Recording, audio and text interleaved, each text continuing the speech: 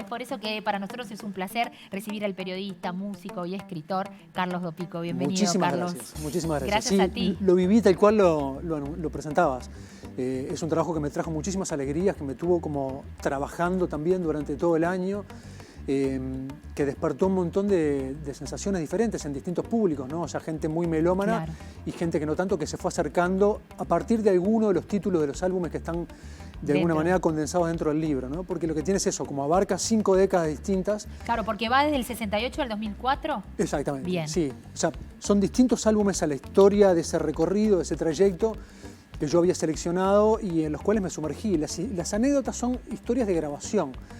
Si bien hay historias de bandas, bastante biografías de banda, por suerte, en los últimos años se ha bibliografiado mucho de lo que tiene que ver con la música, no hay tanto de historias de grabación, de cómo se gestaron algunos trabajos discográficos con un contexto histórico también que permita entender por qué ese disco es tan relevante en ese contexto histórico, por qué las canciones hablaban de eso que hablaban, ¿no? Como para comprender un poco más el trasfondo de la canción, ¿no? Y tener elementos de análisis. Eso está buenísimo y además eso lo hemos hablado en varias oportunidades, pero me parece que está bueno remarcarlo, el trabajo que llevó este libro, ¿no? Que por algo también fue reconocido, entre otros premios, como mejor libro en la última edición de los premios el graffiti, ¿no? Sí. ¿Cuánto tiempo de buscar información, de juntar anécdotas, de la elección de qué bandas y de qué hablar dentro de toda esta cronología de lo que refiere a los años? Mira, la selección fue muy arbitraria, porque de hecho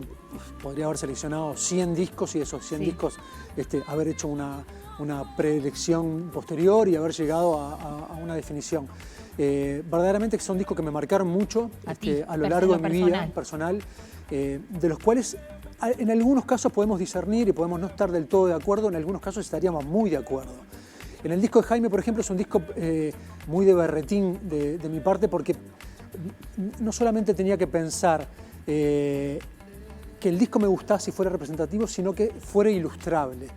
O sea, que las personas que habían participado de la grabación fueran fácilmente encontrables, poder convencerlos de participar de esto, que eran especiales televisivos. Además, yo no solamente tenía que convencerlos de que me dieran su testimonio, sino que me dieran su testimonio audiovisual, claro, que era más complejo. Después hubo como una deconstrucción, porque tenía que llevar todo ese material a un libro y volver a conversar con cada uno de los que había participado para ver si quería ser parte de este otro proyecto, ¿no? Porque cambiaba un poco las reglas de juego. Yo cuando lo hice a nivel televisivo era un unitario por álbum. Claro. O sea que esas personas iban a estar en un contexto bien claro y definido. Sí, sí, pero acá cuando yo lo llevo a este contexto literario, descompongo absolutamente todos los programas que tenía grabados, o sea, los 25 programas del ciclo doble ese que había realizado, y los empiezo a ordenar según otros ejes temáticos. Entonces de repente alguien que había participado con algunas canciones iba a convivir en un capítulo con otras bandas, con otros artistas. Claro que dentro del ambiente artístico nadie tenía inconveniente en cruzarse, ¿no? No, pero estaba buena la explicación mediante y previa, ¿no? Sobre todo porque un libro lo que hace es como generar una perdurabilidad mucho mayor. O sea, un programa televisivo es efímero, mucho más el que yo hacía en aquella época, que no tenía réplica claro, que hoy por online. Hoy ha cambiado, porque lo que queda después perdura en el tiempo. Que uno no sabe, no sabe muy bien hasta dónde, ¿no? Claro, y hasta cuánto.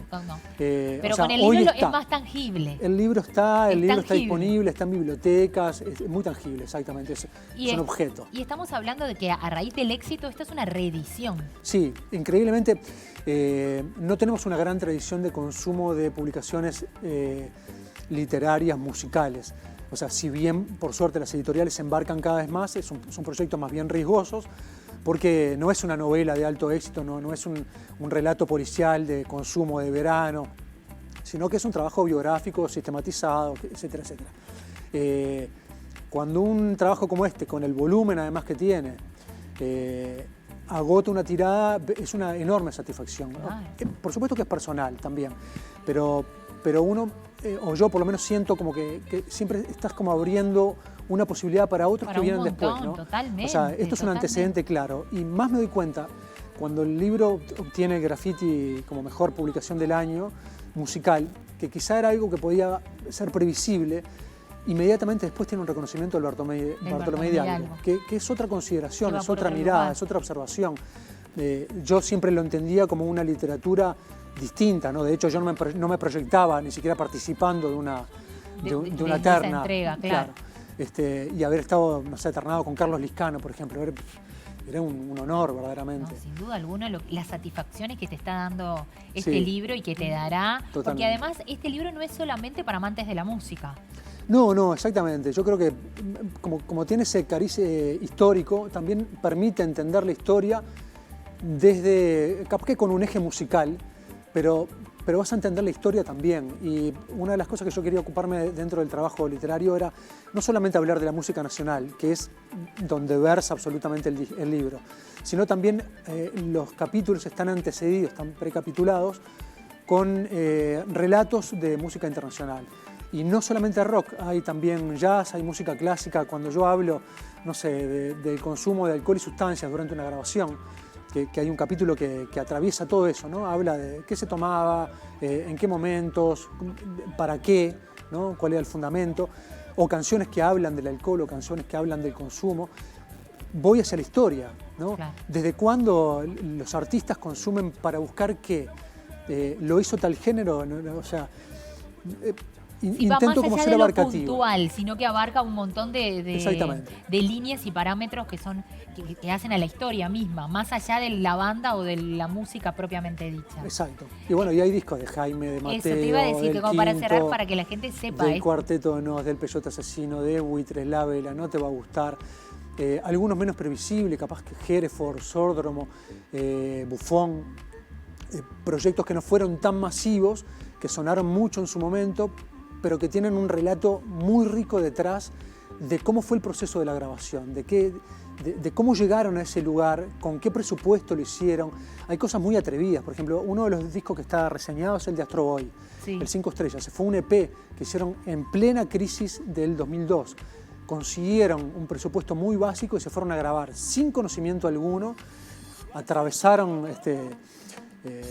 distintos departamentos, llegaron hasta Colonia, donde un par de ellos era residente, y en un estudio de grabación que estaba parado en el tiempo, que tenía toda una tecnología de los 60, en el 2002 se fueron a grabar.